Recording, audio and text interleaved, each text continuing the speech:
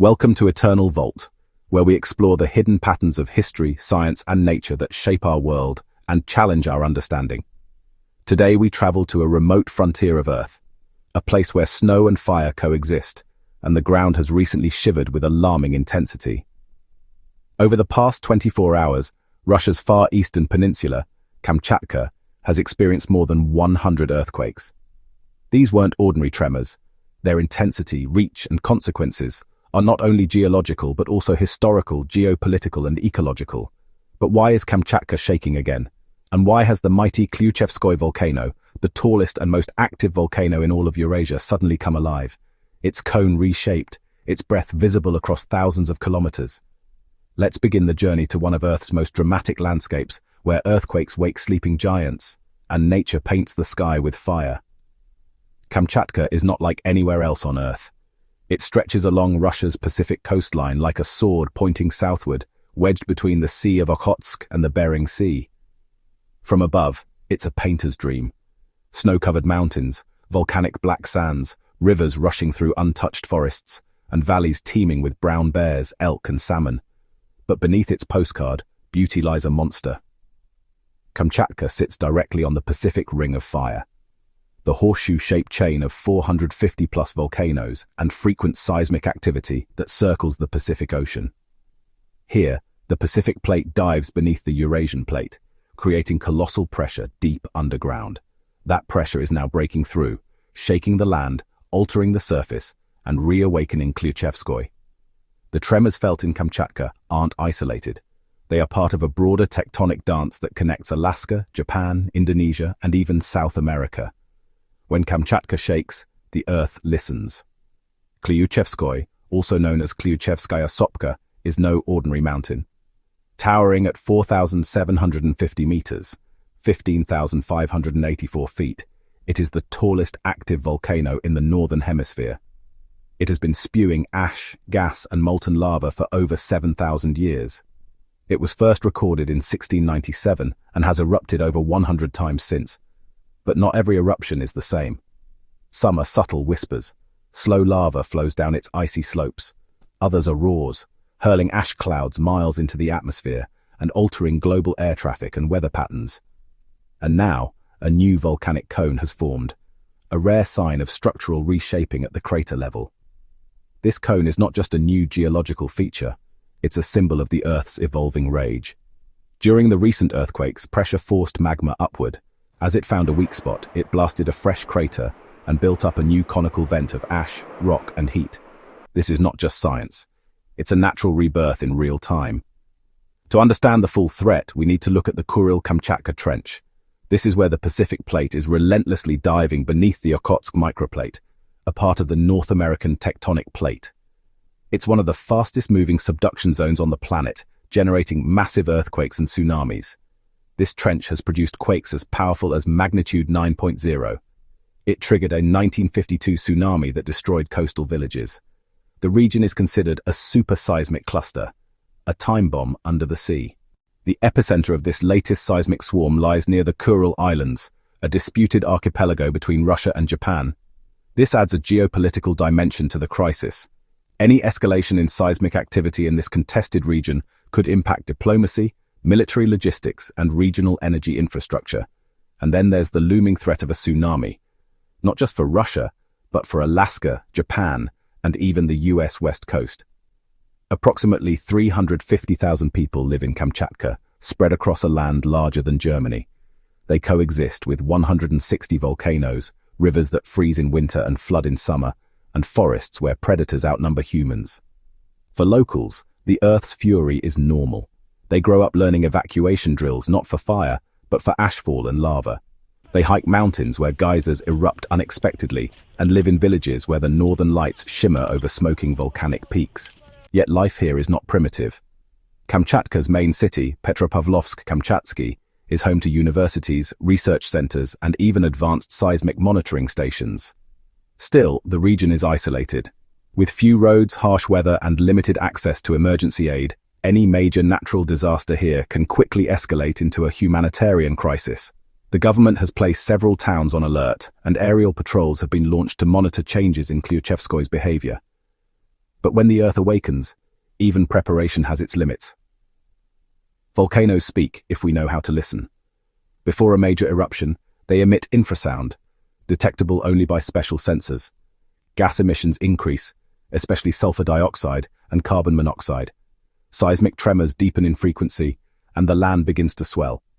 Scientists studying Klyuchevskoy have noticed all of these signs, and now the sudden formation of a new cone confirms that the system is evolving faster than expected. The lava river pouring from the volcano is estimated to stretch dozens of kilometers across the region. These rivers of fire reshape not just the land, but the air, injecting volcanic ash high into the stratosphere, affecting weather, aircraft routes, and even climate. In 2010, a similar eruption at Eyjafjallajökull in Iceland grounded flights across Europe for weeks. If Klyuchevskoy continues this pattern, air travel across East Asia and even the Arctic could be impacted. There is something hauntingly beautiful about a volcano at night. From afar, the new cone of Klyuchevskoy appears like a lighthouse in the snow, a glowing beacon of primal energy. The sky above it dances with fire-lit clouds. Ash mixes with snowfall, and lightning arcs through the smoke plumes. This is natural art, sculpted by pressure and time, fueled by unseen collisions deep within the earth. But this beauty is a double-edged sword. For every admirer, there is a scientist warning of what's to come. For every photo taken from a drone, there is a village bracing for evacuation. Nature seduces and terrifies, often at the same time. What happens in Kamchatka doesn't stay in Kamchatka. In our interconnected world, a volcanic eruption on the edge of Russia can ripple across the globe in unexpected ways. Just one major eruption, especially one that reaches the stratosphere, can send sulfur aerosols and ash drifting across continents. These particles reflect sunlight, potentially lowering global temperatures for months, even years. This is what happened in 1815 when Mount Tambora erupted in Indonesia. The world experienced the year without a summer, leading to famines, crop failures, and migration crises across Europe and North America. Klyuchevskoy isn't Tambora yet, but the formation of a new cone, the hundreds of quakes beneath it, and the rising ash columns point to the potential of a much bigger event. Air travel across Asia, North America, and even the Arctic corridors may be disrupted if the eruption intensifies. Polar flight paths from New Delhi to New York or Tokyo to Toronto rely on clear skies above Kamchatka. A single ash plume can ground global logistics. It's not just the Earth rumbling anymore, it's civilization responding. You might ask, what is India's role in this distant northern crisis? It turns out, quite a lot. India, as a growing power with increasing presence in the Arctic Council, has scientific stakes in global climate systems. Indian Earth observation satellites under ISRO's programs like INSAT and Cartosat already provide atmospheric and disaster monitoring data for allied nations. ISRO collaborates with international monitoring systems, including the Global Volcanism Program and Asia-Pacific Disaster Information Network. Meanwhile, Japan, with its own Ring of Fire vulnerabilities, keeps a constant eye on seismic activity near Kamchatka. Russia, of course, is in high alert mode, with the Kamchatka Volcanic Eruption Response Team, KVERT, issuing red alerts for air traffic. And the United States? Its Alaska Volcano Observatory, AVO, is directly involved in tracking ash movement, as Klyuchevskoy's plumes often drift eastward toward American skies. When tectonic plates shift under Kamchatka, intelligence and data shift across borders. History is a quiet teacher, and volcanoes are loud students. The fiery trail of volcanic destruction runs long. Pompeii, Krakatoa, Pinatubo, Eyjafjallajökull. Each time, humanity underestimated what fire could do. In 1991, Mount Pinatubo in the Philippines exploded, the second largest eruption of the 20th century. It cooled the planet by nearly 0.5 degrees Celsius, and its ash circled the globe for months. In 1883, Krakatoa's eruption was so violent that it ruptured eardrums 40 miles away and sent shockwaves around the planet 7 times. Klyuchevskoy may not match them in immediate intensity, but its pattern is similar: long build-up, large tremors, cone formation, and lava river release. What makes it dangerous is its position. Remote, yes, but globally connected through atmosphere, ocean, and politics. If this eruption scales up, we could see air quality warnings in Canada, weather disturbances in China, and flight diversions from Europe to Asia. Kamchatka is also a strategic military zone. During the Cold War, this peninsula was home to Soviet nuclear submarines, missile testing sites, and early warning radars. Even today, parts of Kamchatka remain restricted military areas. So when the ground shakes here, it's not just a natural story, it's a geopolitical one. The Kuril Islands, located just south of Kamchatka, are claimed by both Russia and Japan. The recent seismic activity is centered near this very disputed area, raising questions about resource access, disaster readiness, and even sovereignty under extreme environmental stress. As Arctic melting opens new sea routes, Kamchatka's ports will gain economic and strategic importance. If volcanic activity reshapes coastlines or impacts navigation, power balances in the Pacific could shift. This isn't sci-fi speculation. It's a convergence of climate, geology, and international rivalry, playing out on one of Earth's most volatile frontiers. Amid all this destruction, nature finds ways to start again. Volcanic eruptions, though violent, are also creators. The lava that scorches forests and buries rivers also deposits nutrient-rich minerals. Over time, volcanic soil becomes one of the most fertile environments on Earth. In places like Mount St. Helens and Mount Fuji, new ecosystems began forming within decades of eruptions. Rare mosses, lichens, and eventually trees, birds, and mammals return, often in surprising combinations. In Kamchatka, past eruptions of Klyuchevskoy created lava plains that are now home to Arctic foxes, brown bears, and unique plant life found nowhere else. The same process may unfold again after the smoke clears. From fire comes fertility. There's a deeper question that arises from witnessing volcanoes. Why does something so destructive feel so beautiful? Is it because we glimpse the Earth in its rawest form, wild, unfiltered, untamed? Volcanoes remind us of time beyond human clocks.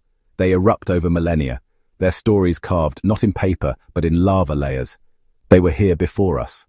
They will be here long after. Perhaps that's what draws people to them, not just scientists and photographers, but poets, mystics and seekers. Because volcanoes show us how to burn and rebuild. They teach us that transformation is violent but sometimes necessary. From the depths of destruction rises a new cone, a new shape, a new start. Maybe nature is offering us a metaphor.